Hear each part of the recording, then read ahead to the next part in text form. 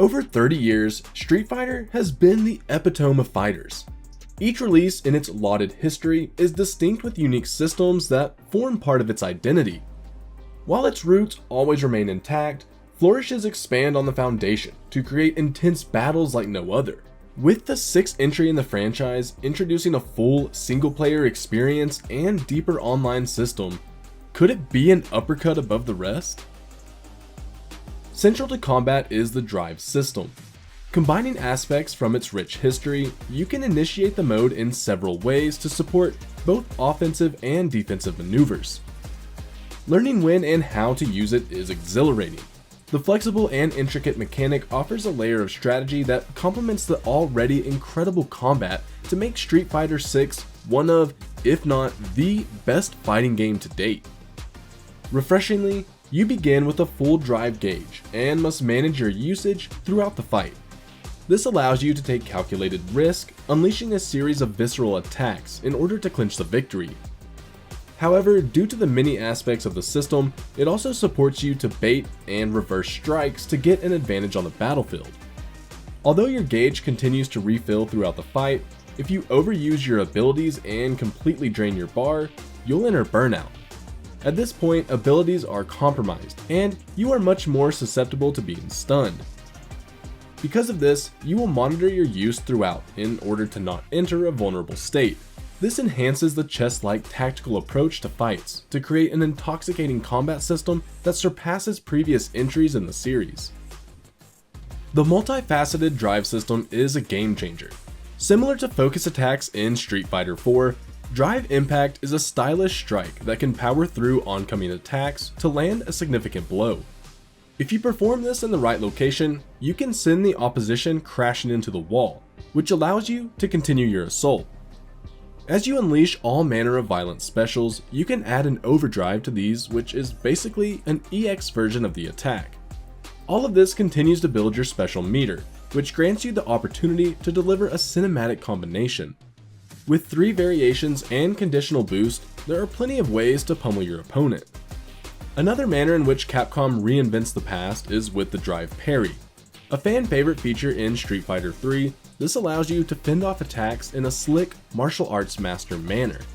Whereas its previous inclusion required adept timing and precision, in Street Fighter VI it is more accessible and ties to the drive gauge. With the press of 2 buttons, you enter a state to deflect attacks, which is a great way to relieve pressure when overwhelmed. This can also combine with Drive Rush, a maneuver that allows you to quickly close the distance between you and your adversary, which is perfect for close quarters combat. To add further defensive options, there's also the Drive Rehearsal, which is an excellent tool to stop combos. This means you can block an attack, pushing them back to provide an opening to counter. The franchise has spawned one of the most iconic characters in the medium, so ensuring there's a balanced roster that includes staples of the series and new competitors is imperative. Fortunately, the selection of World Warriors offers variety and will please fans from all eras. In addition to legendary fighters such as Ryu, Ken, and Chun-Li, several new combatants enter the fray. Each of these is a breath of fresh air, with interesting mechanics and playstyles that add a contemporary twist to the case. Capcom's signature design permeates each of the 18 personalities, with all of them having unique elements to differentiate themselves. Whether you prefer a rushdown, zonal grappler, or range fighter, there are plenty to suit your playstyle. At a glance, some may seem similar. However, the number of nuances within each moveset ensures that every individual is unique.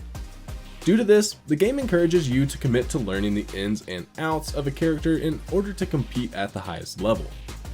Single-player experiences in the genre are now an expectation. NetherRealm altered the landscape with their cinematic story mode, which inspired future titles in the genre. Street Fighter VI sidesteps the approach and opts to smash down a path of its own. In World Tour mode, you literally take to the streets in an RPG mode, which will see you travel the globe. Before you set out, you will need to create your avatar.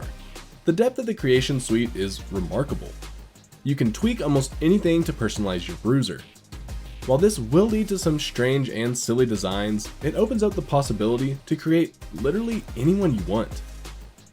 On your adventure, you'll come across an array of famous faces that will teach and guide you to master the art of fighting. You'll learn styles, bond with your character, and even compete alongside them. RPG aspects come into play through customization. You can alter your stats and fight random people on the sidewalk to level up your player. While there's an addictive loop to upgrade your character, it can get a little repetitive in the early portion of the game, as you lack a varied moveset and your foes are much weaker. As you peruse the streets, enemies can bolt towards you to initiate a fight. At this point, you can use the drive stall, which is a specific ability attached to the mode. This allows you to slow down time to deliver a master action that will give you an advantage when the fight begins. Another feature exclusive to World Tour is pressure time. As you pummel your opponent, they can flash white. If you connect with an attack at this point, you will deal even more damage, which is beneficial when you are juggling multiple opponents. The single player portion feels different from the base game, as it lacks tactical precision. However, it's a great deviation and uses the core mechanics in a different manner. The environment is full of personality and full of tasks. Due to the small and dense world, it is easy to wander off and discover new things to do and people to encounter. There's an endearing silliness that resides around every corner. At times, you will need to earn money, and to do so, you must take part in minigames. These are well designed, developing your skills in fun, bite-sized segments. Fighting Ground is where the traditional elements of the game lie. As well as 1v1 fights, you can also participate in team battles, which allow you to compete in 3v3 fights. An entertaining and absurd mode is the Extreme Battle. You can select from a range of modifiers and stipulations that completely alters how you would normally approach a match. This can involve bombs that you kick toward each other and a tug-of-war health bar. While this is obviously just silly fun, it's perfect for party scenarios and to break the intensity of standard battles. In the arcade mode, you learn a little bit about your chosen character through stills and a voiceover. Although the cutscenes are quite short, it does a good job of giving context in an efficient manner. You can now choose a shorter version of the mode, which is particularly beneficial if you're not as confident with a character. However, if you want to improve your skills with anyone, then you can via the comprehensive training mode. Here, you are able to set a routine to practice against, learn the very basics, grasp a character's moveset, and master combo trials. The tutorials are designed to help players at any level and are the perfect way to improve. Esports has been a factor in Capcom's approach to the Battle Hub. This is where you will encounter other players and be able to challenge them by just approaching an arcade machine. The arena houses ranked casual and extreme matchups, making it a simple affair to find a fight. Adding to the esport feel is the inclusion of commentators. While I personally prefer to fight without this option, its implementation is strong and feels natural. Significant CFN improvements have also come into play, which makes it much easier to manage your friend list and more. One way it does this is through the Fighters Club, which lets you group up before you hit the hub. There's a joyous sense of community that imbues the room, which makes it feel like you're hanging out with pals. One way Capcom encourages this is through the revolving retro arcade cabinets. Classics from the developer, these are an absolute blast and a great deviation from fights. Multiple control schemes are available in Street Fighter VI. While the classic option is ingrained for many, it can also act as a barrier for newcomers. To overcome this, Capcom has introduced a modern, simplified control system that makes the game much more accessible. To maintain balance, certain aspects are absent from the modern controls, which ensures that skill overcomes button mashing. In addition to this, there's also a dynamic system that is aimed at younger gamers. This shrinks the buttons to 3 and includes AI assistance to activate drive features. Although I prefer the original control method, the new systems are a great way to introduce players to the game. Street Fighter VI is an incredible celebration of previous releases and a confident stride into the future.